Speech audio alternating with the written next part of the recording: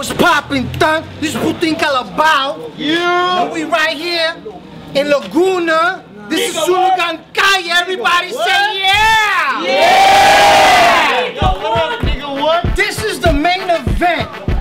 And our first rapper, MC, we about to introduce. Coming straight out of Thunder. Undefeated in Sulugan Kaya. I give to you the almighty Pistolero! Yeah, we going straight to the top. We came here to box. This is it, we taking a shot. We gon' make it straight to the top. We gon' make it straight to the top. Yes, his challenger. Straight Sulugan and flip top veteran.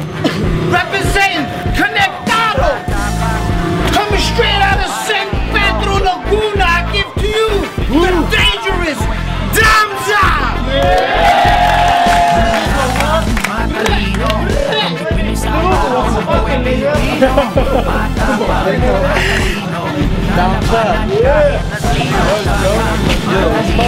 We about to fight!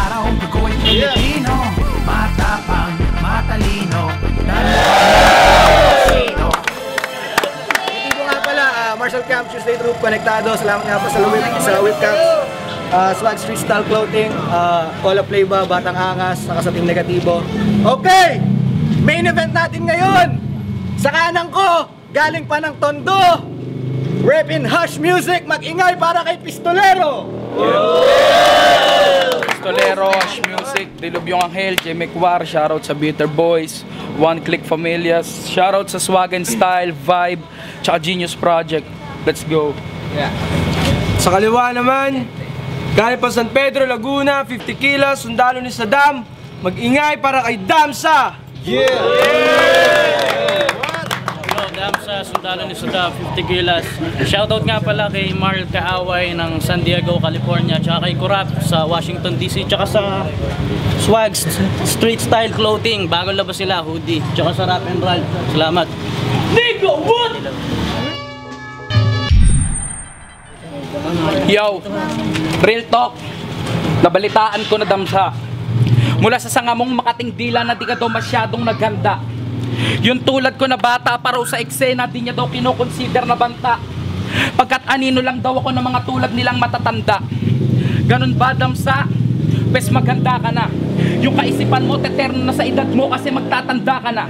Tawag dyan, pagpapakatanga, di mo man lang na malaya na matagal ka nang lumagpas sa sinag ng limitasyon mo kayo yung mismong anino mo na uunahan ka na. Kaya kung iniisip mo na matatalo mo ko, tarantado, mali ka. Babastusin kita kahit ika-eksperto sa liga.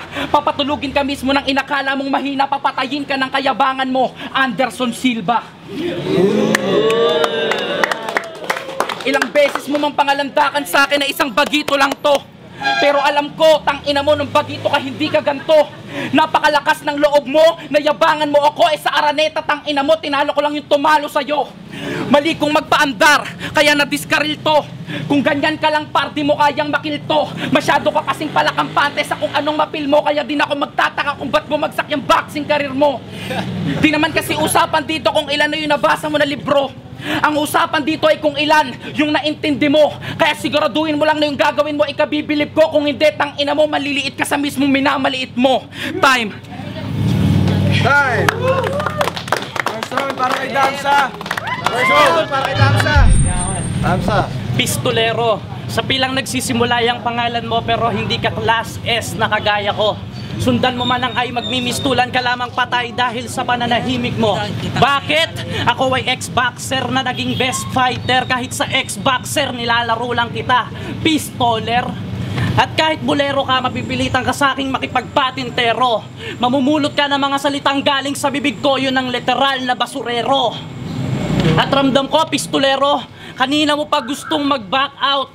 12 laban ko, 2 lang ang talo ko, 8 ang na-knock out. Kaya, ano sinasabi mong bumagsak yung boxing career ko? Walang ganon, pare, ako yung kusang bumitaw. Kasi yung mga kalaban ko, ang sinisigaw na lang palagi, ayaw, araw. Kasi hindi na talaga ako nababagay sa boxing ngayon, pang MMA na ako. Ang tabayanan mo pag lumabas ako sa URCC, tangina mo, sasapakin ko pati mukha mo. Joke lang ah. Kuya, nag-smile na siya sa akin. Pero, konti lang. Kaya, wag mo masyadong pag-aanin yung mabigat na loob. Baka mamaya sa sobrang taba mo, di ka makalakad, bigla kang tumaob. Lulusubin mo ko nang di ka handa. Oo, bata ka, ako matanda. Pero di mo kayang maliitin yung pangalan ko dahil ako ang nagpauso ng gansa na pumutok sa bansa. Time! Kuya, yung misis mo, nagkwento siya sa akin. Sabi niya yung titi mo, konti lang.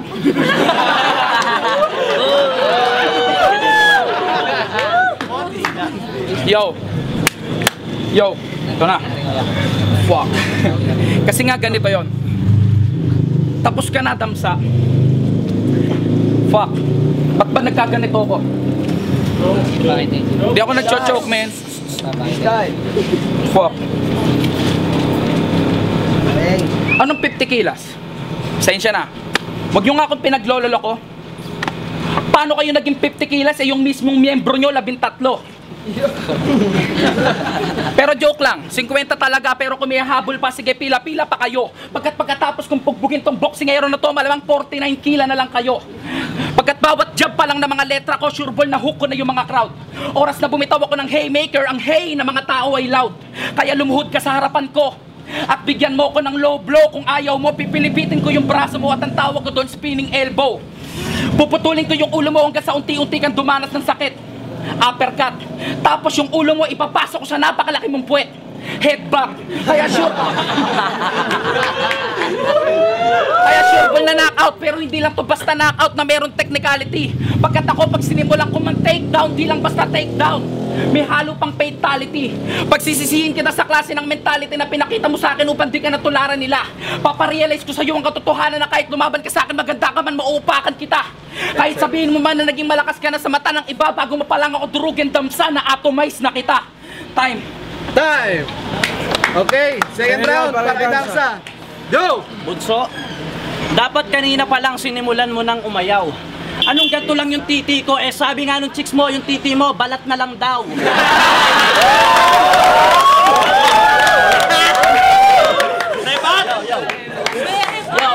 Yo.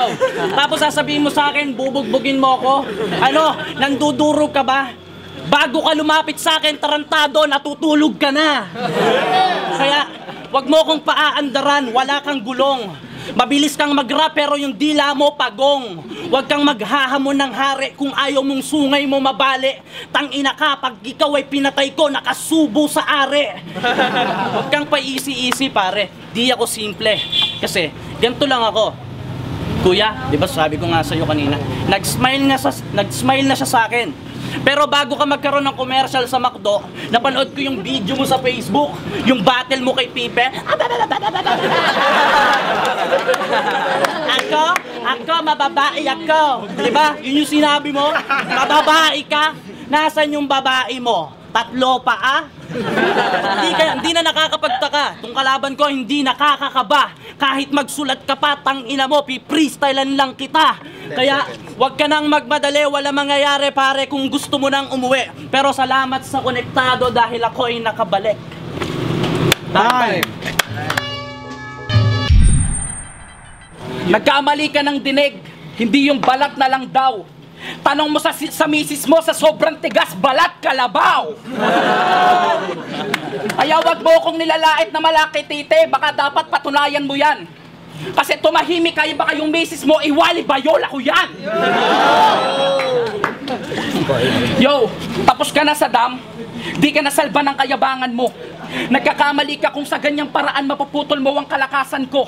Kahit ilang taong ka pa nagsanay, pag malaki mo kung ano man yang merong kakayahan mo, ang masakit sa pinakasaglit na panahon, nalagpasan ko. Pagkatanggang tiyan ka na lang, baka pag lumagpas ka pa, mawalan ka pa ng buhay. Di mo na kayang mag-improve at yung mga battle mo ang pinakamalaking patunay na sa bawat laban mo, hindi mo na nga kayang maglagay ng kulay. Kasi ang totoo, overrated ka lang, nauna ka lang sumikat pero di ka naman talaga mahusay. Kaya ibahin mo ako sa lahat ng nakalaban mo. Ultimo may handain na pinapauwi kung di makalakad. Marahil di man ako napansin nung mga sa panahong sa lupa nyo ako'y lumapat. Pero hindi nyo alam ang kaya kong gawin na parang isang habagat. Pagkat oras na magalit ako, tanging galit ko lang ang alam nyo, other than that, wala nang iba. Hindi nila alam kung ilan ang kaya kong ibuhos, tanging paghupa na lang ang kayang ikalkula paminsan-minsan mali pa. Kaya sa oras na bumitaw ako, sigurado may patong-patong natutumba, kaya kung pagwawalang bahala mo ko damsa, ikamamatay mo pa. At bilang panapos, ang masasabi ko lang, it's nice to meet you. Hindi ako natutuwang nakilala kita, tuwan-tuwa kung kinakarni kita, that's why it's nice to meet you. Time! Okay, last round. Para kay Damsa. Let's go. Yo, ano raw, balat kalabaw? Kinantot mo yung asawa ko, medyo nakakasulasok. Eh yung asawa mo, nung kinantot ko, balat pa lang yung pumapasok. Rektang umuungol na kagad. Siyempre, di ba? Balat pa lang yung pumapasok sa puki ng asawa mo, umuungol na. Paano kung titi ko yung pinasok ko? Eh di baka matulog siya. Pero hindi. Ayokong daanin sa kabastusan ng lubusan. Baka mamaya meron pa akong utusan na bigla kang batukan. Hindi ako ganong kasamang tao, madali akong lapitan. Mabait akong kaibigan, madali akong hiritan. Kaya sana sa susunod na tutungtong ka sa panibago mong laban, huwag kang mangiinsulto ng kapwa. Hindi lang ikaw ang nakatungtong sa estado na ito, huwag kang mambabata. Tangina ka, ikaw talaga yung nagpauso ng pork barrel, ayop ka eh. Kasi real talk, braso mo palang hita na ng macho. Yung tagyawat mo kumpol-kumpol parang braso. Ewan ko ba kung bakit tinanggap ka ng langit. Ang sabi nga ni Andrew E, humanap ka ng pangit. Pero bakit pangit? Pangit? Pangit talaga. Yo, kahit merong resolution o 360 ang kalalabasan, pangit pa rin siya. Kasi walang paglalagyan kahit i-recycle bin mo lang uli. Kapag tinutukan mo yung mukha niya, hindi yung ngipin niya, yung pisngi niya ang bungi. 10 seconds. Panigurado, sigurado, talo ka na tarantado. Kung ako sa'yo, umuwi ka tapos 5 linggo ka mag-ensayo. Time. Time! Make some noise. Alam mo na matingay! Salamat nga pala, syempre. Swag Street Style Clothing, sa Whips, at saka Call of Leva Clothing, Batang Angas, Team Negatibo, binabati ko rin. Shoutouts din kay Alvin Mali, kay Chris, sa mga tropa ng San Pedro, sa Swag Street Style Clothing. Nandito na tayo ngayon sa harap at Mongol Unit.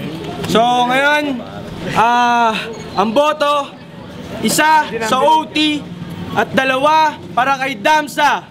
Si Damsa panalo. Yeah! Salamat kay Pistola. Salamat sa Swag lahat. Konektado family, salamat. Dance Beats from Battle of the Beats. Shoutout sa Konektado, Sunugan, Mike Swift Jehan. Boto ko kay Damsa nga pala. Consistent kasi yung mga banat niya. Pero pares magaling pares maganda yung rebat. Yun nga lang, medyo na-choke ng round 2 si Pistolero. Kaya Damsa. Anthony, shoutout sa tropa sa mga Toronto. Binoto ko Damsa kasi malupit yung mga banat niya tsaka yung rebattle. Tsaka tuloy-tuloy siya. Tapos Pistolero nag-choke ng second round. Yan, second round. Tapos, pero props kay Pistolero, malupit yung laban. Anthony, shoutout sa mga tropa sa Kalamba tsaka sa Toronto. Peace. Choicy, Batang Angas, Konektado, Sunugan Kalye. Sa totoo lang, gusto ko pa talaga ng isa. Sobrang ang hirap mag-judge sa ganung kagaling na parehong MC. Pero boto ko kasi OT dahil gusto ko pa talaga ng isa. Parehas silang magaling. Yun lang. Salamat. Sunugan Kalye.